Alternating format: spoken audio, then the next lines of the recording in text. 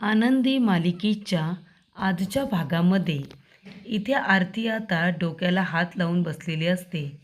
कारण पृथ्वीला कुठले डिझाईन्स आवडतच नसतात.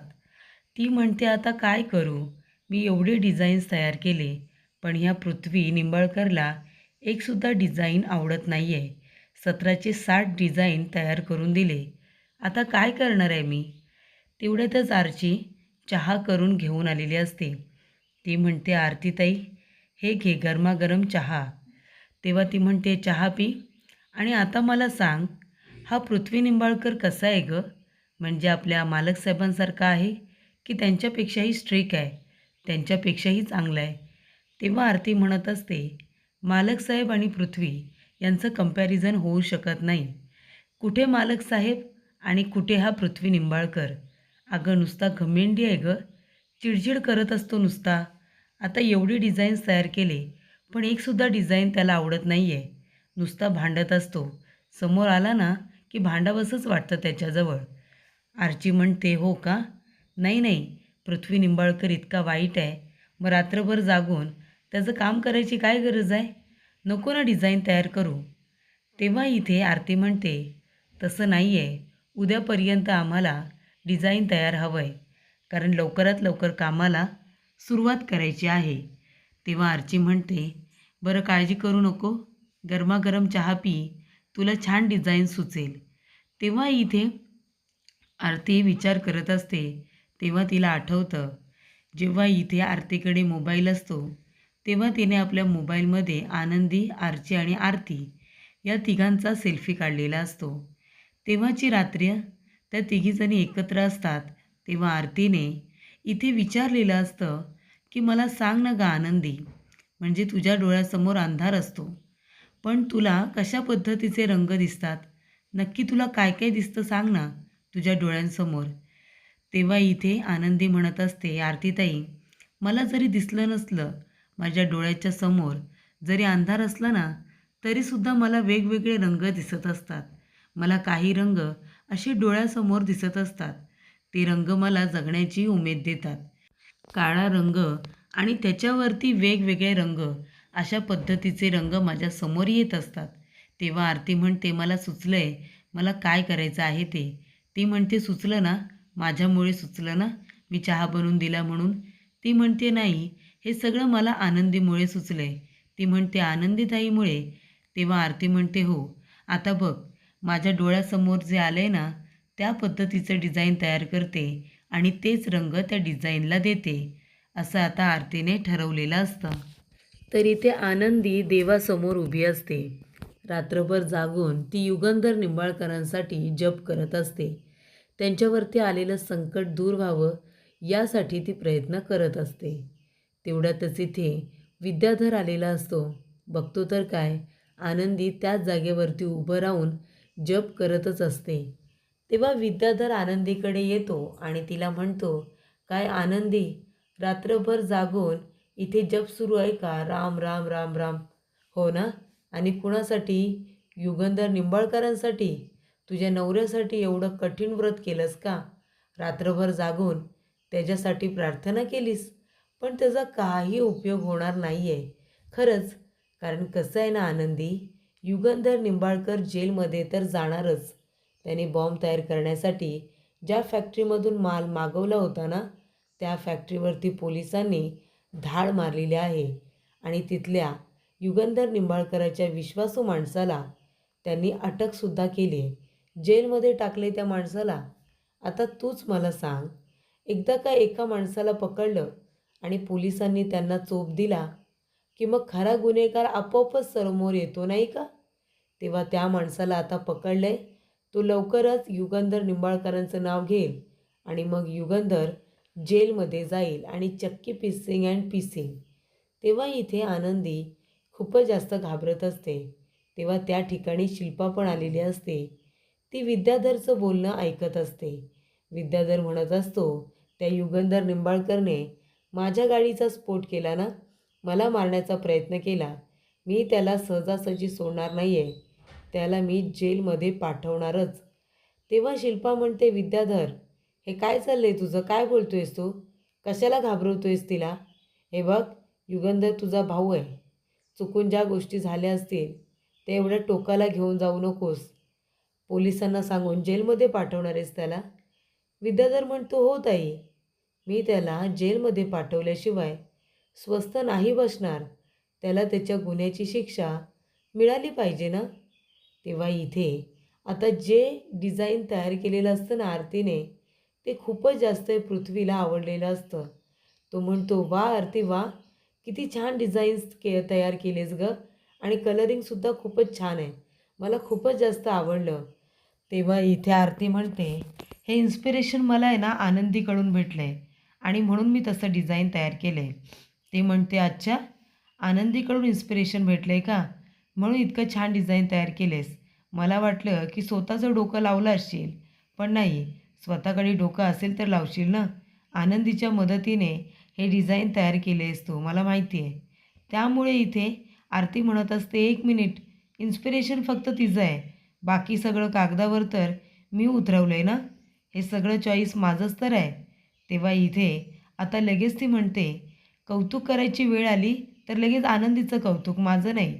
पण जेव्हा भांडायचं आणि चुका काढायची वेळ असते तेव्हा माझ्याबरोबर भांडतोस, माझ्या चुका काढतोस. हे बरं आहे रे तुझं. तेव्हा पृथ्वी म्हणतो, बरं बरं ठीक आहे बाबा, भांडू नकोस. आता पुढच्या गोष्टी आपण फायनलाईज करूया. तेव्हा इथे आरती आणि पृथ्वी दोघेजणं आता कामाविषयी बोलत असतात. दोघं मन लावून काम करत असतात, हसत खेळत. तेव्हा इथे युगंधर निंबाळकर आलेला असतो आणि तो त्या दोघांकडे जणू काही रागानेच बघत असतो. कारण पृथ्वी इथे आता काम करता करता युगंधरच्या खुर्चीवरती बसलेला असतो. तेव्हा त्या ठिकाणी शिर्के आलेले असतात. शिर्के म्हणतात की सर, थोडं दमाने, चुकून बसला असेल, लगेच रागवू नका. तेव्हा इथे युगंधर आल्यानंतर पृथ्वी म्हणत असतो की सॉरी, ते मी तुमच्या खुर्चीवरती बसलो, पण काम करता करता मी तिथे बसलो, मी जाणून बुजून हे केलेलं नाही आहे. तेव्हा युगंधर म्हणतो, नाही नाही ठीक आहे, काहीच हरकत नाही, बसलास तरी चालेल. तेव्हा इथे लगेच पृथ्वी म्हणतो, नाही नाही, मी इथे बसणार नाही आहे, ही तुमची जागा आहे, प्लीज तुम्ही तिथे येऊन बसा आणि आम्ही डिझाईन्स जे तयार केलेत ते तुम्ही बघा. तुम्ही नजरेखालून एकदा घालवा, तुम्हाला आवडत आहेत का ते सांगा. तेव्हा पृथ्वी लॅपटॉपवरती तयार केलेलं प्रेझेंटेशन आणि डिझाईन या सगळ्या काही आता तो आपल्या वडिलांना युगंधरला दाखवतो. आणि तेव्हा युगंधर त्या डिझाईन्स बघतो आणि म्हणतो की वा वा, ते डिझाईन खूपच जास्त छान आहे आरती, खूप छान डिझाईन केलं आहेस तू. म्हणजे सॉफ्ट कॉपीसुद्धा दाखवलेल्या असतात आणि हार्ड कॉपीसुद्धा, म्हणजे जे हाताने आरतीने तयार केले ते सुद्धा दाखवलं जातं. तेव्हा इथे युगंधर म्हणतो, वा, मला तर डिझाईन्स खूपच जास्त आवडल्यात. पृथ्वी, तू एक काम कर, तू जे काही डिझाईन्स तयार केलेस ते आता तुला लॉन्चसुद्धा करायचं आहे. संध्याकाळी मी आपल्या घरी मीडिया बोलवतोय, मीडियासमोर तुला तुझं हे डिझाईन लॉन्च करायचं आहे, ते सुद्धा लवकरात लवकर. तेव्हा इथे पृथ्वी म्हणतो, खरंच म्हणजे संध्याकाळीच तुम्ही मीडियाला बोलवताय?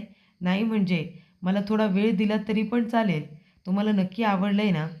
तेव्हा इथे लगेच युगंधर म्हणतो की चांगल्या कामाला उशीर करायला कशाला पाहिजे.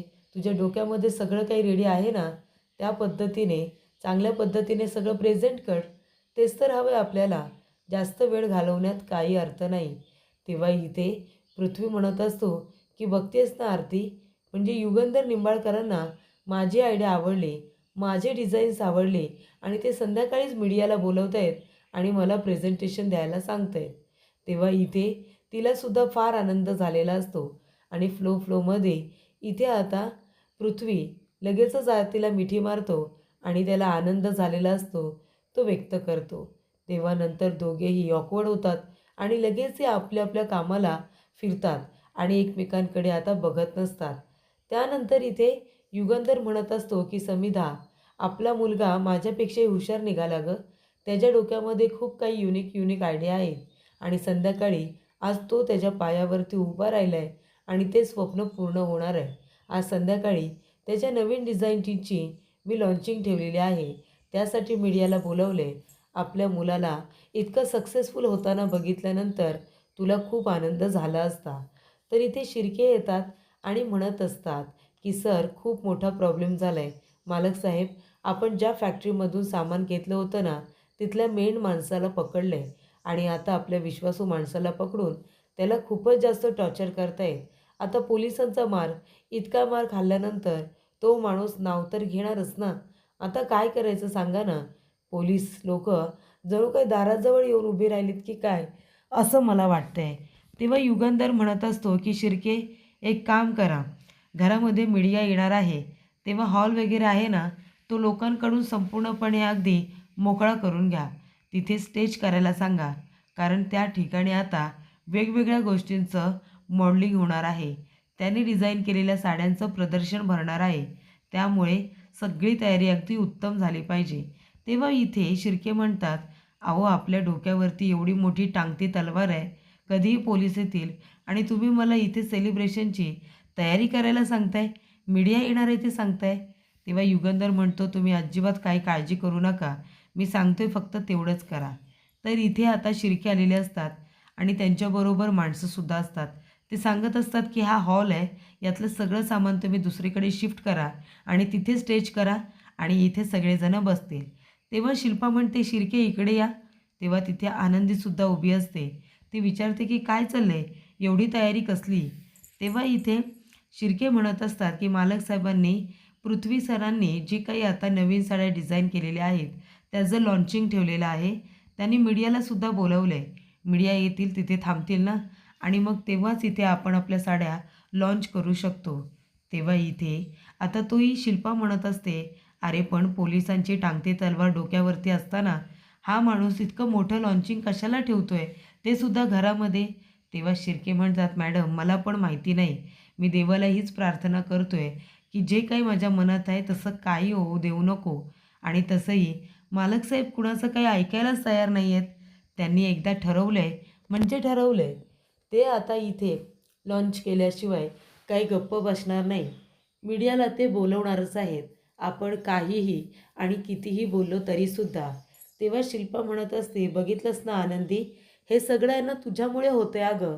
तू त्यावेळेला विद्याधरला बोलली नसतीस, तुमच्या दोघांमध्ये भांडण झालं नसतं, युगंधरला त्याचा राग आला नसता आणि मग नंतर युगंधरने हा ब्लास्ट घडून आणला नसता. हे सगळं तुझ्यामुळे होतं आहे. जर माझ्या भावाला काही झालं ना किंवा त्याला जेलमध्ये जावं लागलं तर मी तुला कधीच माफ करणार नाही आहे आनंदी. तेव्हा आनंदी म्हणते, देवा तुझी कृपादृष्टी या घरावरती आणि मालकसाहेबांवरती अशीच राहू दे. काहीही झालं तरीसुद्धा मालकसाहेबांना काहीही होऊ देऊ नकोस, असं ती म्हणत असते. त्यानंतर फॅक्टरीमधल्या माणसाला पकडलेलं असतं. पोलीस आता त्याला पोलिसी हिसका दाखवून विचारत असतात की खरं खरं सांग, फॅक्टरीमधून कोण गेलं माल घेऊन, कोण आलं होतं माल न्यायला. तो माणूस म्हणतो, साहेब अहो मी खरं बोलतोय, मी माल दिला हे खरं आहे आणि तो कशासाठी नेत आहेत हे पण मला माहिती नव्हतं. पण त्या माणसाचं आहे ना चेहरा मी नीट बघितला नाही आहे. याआधी त्या माणसाला मी कधीच बघितलं नव्हतं. त्यामुळे तो माणूस कोण आहे, कुठे असतो, मला खरंच काही माहिती नाही, असं तो माणूस आता सांगत असतो. तेव्हा इन्स्पेक्टर साहेब म्हणतात, बऱ्या बोलानं आमच्या प्रश्नाची उत्तरं द्या, नाहीतर वेगवेगळ्या पद्धतीने सुद्धा आम्हाला उत्तरं काढता येतात, कळलं ना. तसं लायसन्सच आहे आमच्याकडे. तेव्हा बोल, खरं खरं बोल, अजिबात खोटं बोलू नकोस. जो माणूस तुझ्याकडून आता माल घेऊन गेला त्या माणसाचं नक्की नाव काय आहे हे वाचून दाखव बरं, किंवा इथे पेपरवरती लिही, धर पेपरवरती लिही आणि सांग तो माणूस कोण आहे ते. तेव्हा इथे आता त्याला पेपर आणि पेन दिलेला असतो, हातामध्ये हातकडी, आणि त्याला आता त्या व्यक्तीचं नाव लिहायला सांगितलेलं असतं, ज्या व्यक्तीने हा ब्लास्ट घडून आणलेला आहे.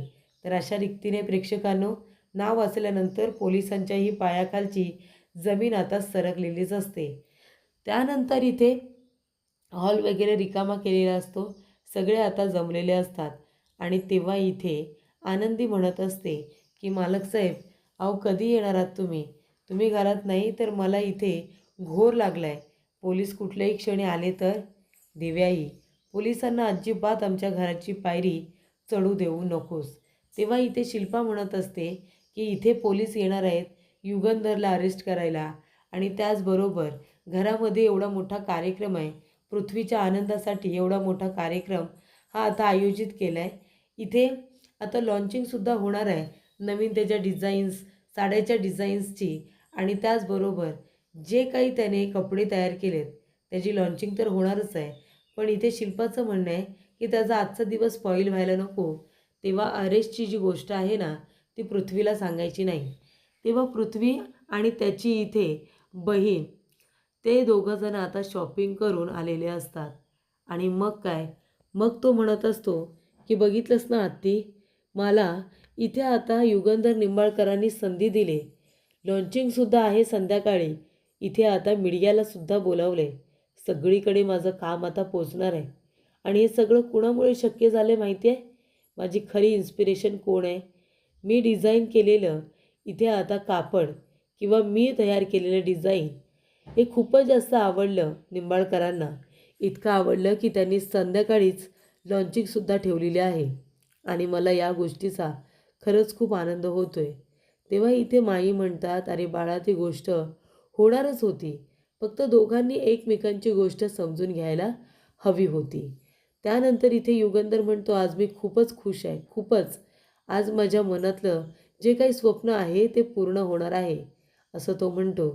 तेव्हा इथे त्याची बहीण म्हणत असते, अरे पण दादा, हे सगळं ठीक आहे की संध्याकाळी लॉन्चिंग वगैरे होणार आहे. अरे पण मीडिया येणार आहे ना. मग इथून आता चालत चालत तू तयार केलेला डिझाईन सगळ्यांसमोर यायला नको का? तो म्हणतो, हो बरोबर आहे तुझं. कपातली आईस्क्रीम आणली असती तर जास्त बरं झालं असतं नाही का? त्यानंतर इथे पुढील भागामध्ये आता घरातल्याच मॉडेल वापरून पृथ्वीने आपल्या साड्या लॉन्च केलेल्या असतात. इथे आता काष्टी, पण रेडीमेड काष्टी, म्हणजे लोकांना इथे ज्यांना नेसता येत नसेल ते लोक ती घालू शकतात. अशा पद्धतीनेच इथे आता सगळेजणं उभे राहिलेले असतात. मीडिया आलेली असते, त्यामुळे सगळेजण असे एकत्र उभे राहतात. आणि इथे विद्याधरने झुंबर पाडण्याचं काम केलेलं असतं. तेव्हा आनंदीला आवाज येतो. ते म्हणते की झुंबर पडल्यासारखा आवाज येतोय ना, सटकतोय वाटतं झुंबर, हलतोय का एवढा? तेव्हा ती म्हणते, जा तू आरतीताई, जरा सगळ्यांना बाजूला कर, मी जाऊन तिथे आता रशी पकडून ठेवते. तेव्हा झुंबरला जी रशी बांधलेली असते ना, ती आता आनंदीने घट्ट पकडून ठेवलेली असते. आणि जेणेकरून तिच्या कुटुंबियांना त्रास होऊ नये अशीच तिची इच्छा असते.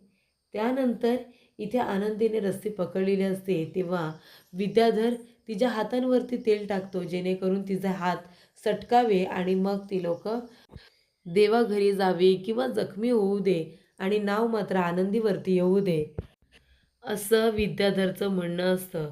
पण इथे आनंदी आपल्या कुटुंबियांना वाचवण्यासाठी खूप जास्त प्रयत्न करत असते, मेहनत घेत असते.